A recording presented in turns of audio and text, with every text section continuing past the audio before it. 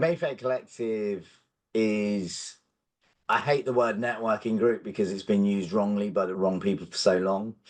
But basically, I had two incarnations. The first incarnation we started in 2016. I brought a bunch of people together. We started running networking drinks events, but it was based on the fact that I think I'd gone to 101 events that year, and they'd all kind of gone to circle around that many events. We looked at what we liked, what we didn't like about events, created a key focus. Between November 16 and February 2020, we ran 23 different networking drinks events. We had 1,000 individual people turn up to those drinks over that period. Then COVID happened, we went into lockdown. What we didn't really work over Zoom. The second incarnation, which is what we're renowned for now, started because I joined Charles Square and I was trying to get word out about what I was up to. At the end of COVID in the UK, after our third lockdown, we had this thing called the Rule of Six, which meant you could only meet 5 other people at the same time because somehow that would stem the spread of COVID. So I listened to the rules and I actually ended up running something like 60 lunches in 2021, of which 16 were very focused on bringing together people who worked with ultra high net worth, family offices, royal families of celebrities. At first, I was just calling them lunch because it was just me and 5 friends having lunch.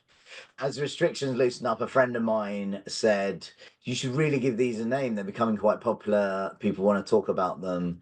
So I thought, well, I've already got Mayfair Collective brand. I'll just call it Mayfair Collective Lunches, move on, forget about it.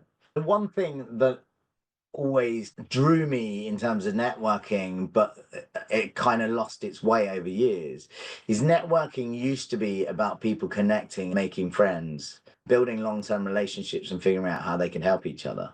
What networking had become is rooms full of people who would behave like YouTube pop-up ads. They would come into the middle of your conversation, they'd broadcast at you what they do, and they would flick a card at you like they're a ninja. They'd take your card and then they'd say, I've got to go and meet the rest of the room. Great meeting you guys.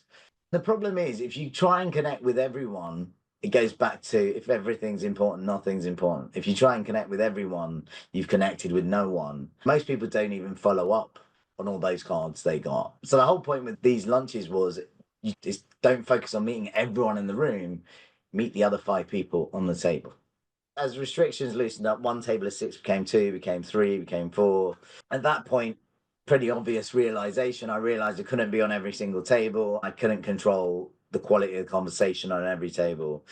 So I asked, over a period of 3 to 6 months, probably 20, 25 friends of mine that I knew, liked and trusted to be ambassadors.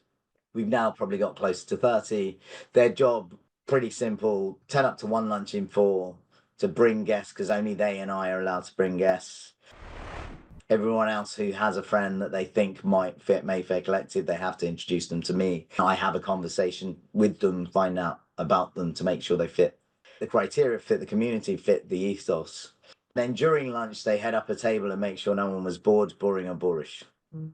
So boring, they're sat there talking about work, they're not engaging. Bored, they're sat there looking at their phone, they're not engaging. It might be because they don't get it, and that's fine, they don't need to come back, but it might be something else is going on in their life, so why not stop and find out what? There's been multiple occasions at the lunches where we've stopped and found out why. It's because something's going wrong at work or at home or whatever, and occasionally we've had other people in the room that we could pull over to the table and say, well, if you're going through that, speak to this person. Let's see what we can do to help you. Because if you can help someone, it takes you a little bit of effort. Why wouldn't you? But if you can do good while having a good time, it's a no-brainer. Then boorish, we're lucky enough half our attendees are women, and we want to keep it that way. We are very careful to stamp out bigotry of any kind at our lunches.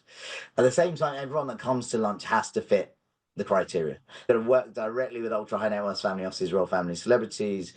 They've got to be well established in what they do and capable of delivering it to the highest levels. Finally, they've got to be well connected before they turn up, because we don't charge a membership, we don't have any sponsors, we don't make any money out of the price of lunch. Everyone pays for their own share of lunch, but actually the price we're getting out of Gordon Ramsay or various other restaurant groups in Mayfair, the most expensive part of London to go out in, is much more reasonable than they can get off their own bat. Therefore, everyone has to be capable of adding value, otherwise there's no point in them coming. So once we've done that, we're left with the nice people who are well connected, who work with the right clients, who more importantly have the right ethics, ethos, and morals. It's about looking after your client's best interest. It's about delivering value for money. It's about going above and beyond and creating trust and integrity.